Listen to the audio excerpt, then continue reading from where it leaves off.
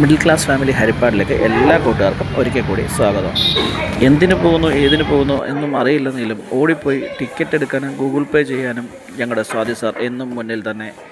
ഈ ഗൂഗിൾ പേ എന്നും സ്വാതി സാറിനൊരു വീക്ക്നെസ്സാണ് എന്ന് തോന്നുന്നു. ഈ ടിക്കറ്റിന് 100 രൂപ കണ്ട് എൻ്റെ കണ്ണൊന്ന് തള്ളി. നിറഞ്ഞു നീണ്ടു കിടക്കുന്ന സൂര്യകാന്തി തോട്ടവും പിന്നെ അതേപോലെ തന്നെ ഇതുപോലെ അതായത് നമ്മളുടെ ഊട്ടിയിലൊക്കെ കാണുന്ന ഫ്ലവർ ഷോ പോലെ തന്നെ നിരന്ന് നിൽക്കുന്ന സംഭവമൊക്കെ ഉണ്ടെന്നും പറഞ്ഞുകൊണ്ട് നേരെ കയറി ചെന്നപ്പോൾ ആദ്യം കണ്ടത് നമുക്ക് ഈ ഹൊറർ ഹൗസ് ആണ് കേട്ടോ. ഹൊറർ ഹൗസ് മറ്റുള്ളിടത്തെക്കാട്ടിലും ഒത്തിരി വെറൈറ്റി ആയിട്ടാണ് ഇവർ സെറ്റ് ചെയ്തേക്കുന്നത്. ഒരു അടിപൊളി കാഴ്ച തന്നെയായിരുന്നു. ഇവിടെ പോകുന്നവർ ഇവിടെ കയറാതെ പോകും. കൂടാതെ ചുറ്റും നോക്കിക്കഴിഞ്ഞ് കഴിഞ്ഞാൽ ഒത്തിരി കാഴ്ചകൾ നമുക്ക് അല്ലാതെയും കാണാം. ചുമ്മാ കറങ്ങിക്കൊണ്ടിരിക്കുന്ന ട്രെയിനും അതേപോലെ തന്നെ കൊച്ചുകുട്ടികൾക്ക് കളിക്കാനായിട്ടുള്ള ഒത്തിരി സാധനങ്ങളും ഒക്കെ ഉണ്ട്. പക്ഷേ ഒരു കാര്യം ഞാൻ ഒന്നുകൂടെ ഓർമ്മിപ്പിക്കുകയാണ്. ഇപ്പം നടന്ന അപകടങ്ങളൊക്കെ എല്ലാവരും കണ്ടു കാണും. അപ്പോൾ കയറുന്നതൊക്കെ സൂക്ഷിച്ചും കണ്ടുമൊക്കെ വേണം. വലിയ വലിയ മുകളിലോട്ടുള്ള ഐറ്റങ്ങളിലൊന്നും കയറരുതെന്ന് തന്നെയാണ് എൻ്റെ പേഴ്സണലായിട്ടുള്ളൊരു അഭിപ്രായം. കാരണം ഇത് കണ്ടോ, പണ്ട് എല്ലാ ഉത്സവപ്പറമ്പിലും ചറപറ കറങ്ങിക്കൊണ്ടിരുന്നത് ഓടിക്കൊണ്ടിരുന്ന സാധനമൊക്കെ ഇവിടെ നിന്നിരിക്കുക ഈ ഒരു സിറ്റുവേഷനിൽ കേട്ടോ. ഇവിടെ ഇപ്പോൾ ഇരിക്കുന്നത് നിങ്ങൾ കാണുമ്പോൾ തോന്നും ഞങ്ങൾ വെറുതെ ഇവിടെ ചുമ്മാതെ ഇരിക്കുന്ന കസലിൽ ഇരിക്കുന്നോട്ട് പുറകെ ഇരിക്കുകയാണ്. അങ്ങനെയല്ല കേട്ടോ. ഡ്രാഗണിൻ്റെ മോന്തയും ഒച്ചിൻ്റെ വാഹനമുള്ള ഒരു സാധനത്തെ ഇങ്ങനെയൊക്കെ കയറണമെന്നും പറഞ്ഞിട്ട് വാശി പിടിച്ചപ്പോൾ കയറിയതാണ്.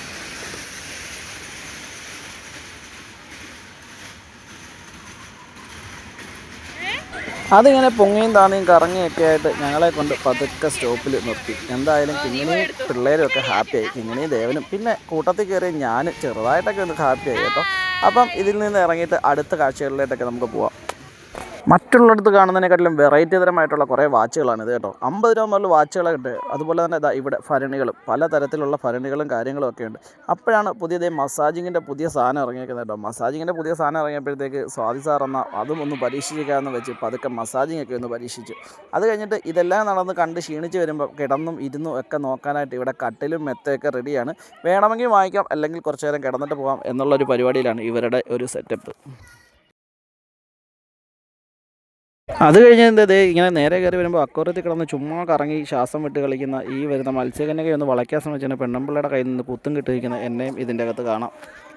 മത്സ്യകന്യക എന്നെ തെളിഞ്ഞ് കിങ്ങിനെ എടുത്തിട്ട് പോയപ്പോഴേക്കും ഞാനും പതുക്കെ അവിടുന്ന് സ്കൂട്ടായി. സത്യം പറഞ്ഞാൽ നമ്മളെ സന്തോഷിപ്പിക്കാനായിട്ട് അവർ വെള്ളത്തിൽ കിടക്കുമെങ്കിലും ഇവരുടെ അവസ്ഥ ഭയങ്കര കഷ്ടമായിട്ട് തന്നെയാണ് എനിക്ക് തോന്നിയത്. ഇവരുടെ കൈയൊക്കെ നോക്കുമ്പോൾ തന്നെ അറിയാം. കുറച്ച് നേരം തന്നെ നമ്മൾ കൈയൊക്കെ വെള്ളത്തിൽ ഇടുമ്പോൾ എങ്ങനെയാണോ ഇരുന്നത് അതേപോലെ മണിക്കൂറുകളോളം ഈ വെള്ളത്തിൽ കിടക്കുന്നവരുടെ ശരീരം മൊത്തം വല്ലാത്തൊരവസ്ഥ തന്നെയാണ്.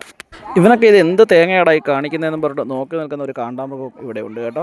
മഞ്ഞുമലയുടെ മുകളിൽ പെയിൻറ് പിടിക്കുന്നത് പോയ ഏതോ ഒരു കടുവ കൂടി ഇരിപ്പുണ്ട്. പുലി കൂടി ഇരിപ്പുണ്ട് കേട്ടോ.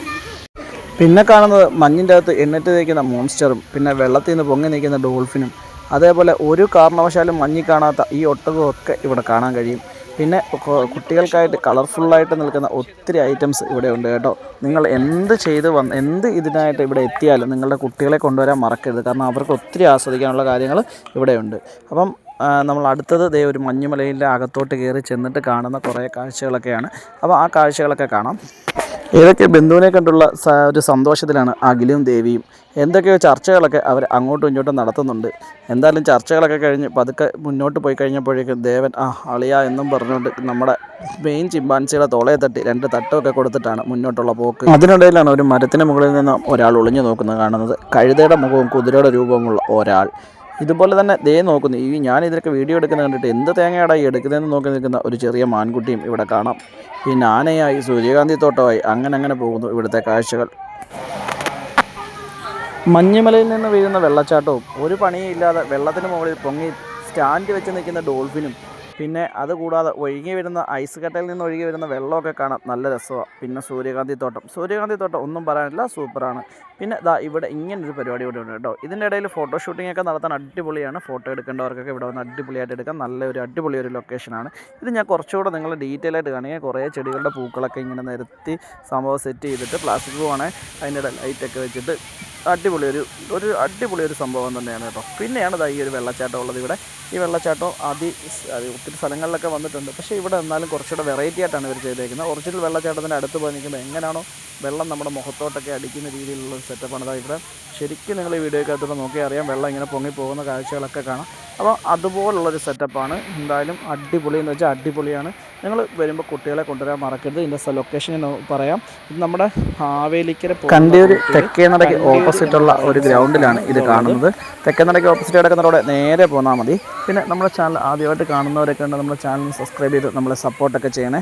പിന്നെ ഞാൻ ഒന്നുകൂടി ഓർമ്മിപ്പിക്കുകയാണ്, നിങ്ങൾക്ക് വീഡിയോ ഇഷ്ടപ്പെടുകയാണെങ്കിൽ നിങ്ങളുടെ വിലയേറിയ അഭിപ്രായങ്ങൾ കമൻറ്റ് അയക്കാനും പിന്നെ നിങ്ങളുടെ കുട്ടികളെ ഇവിടെ കൊണ്ടുവന്ന് ഈ പരിപാടി കാണിക്കുകയും ചെയ്യണം എന്ന് കൂടി ഞാനൊരു റിക്വസ്റ്റായിട്ട് ഇതിനോടൊപ്പം തന്നെ പറയുകയാണ്. കാരണം അത്ര നല്ല പരിപാടിയാണ്, കുട്ടികൾക്ക് ഏറ്റവും നല്ലോണം എൻജോയ് ചെയ്യാൻ പറ്റിയ ഒരു പരിപാടി കൂടിയാണ്. പിന്നെ വൈകിട്ട് 4 മണി തൊട്ട് ആണ് ഇതിൻ്റെ ടൈം. 4 തൊട്ടാണ് ഇതിൻ്റെ ടൈം. 4 തൊട്ട് 9 മണി വരെയാണ് ഇതിൻ്റെ ടൈം.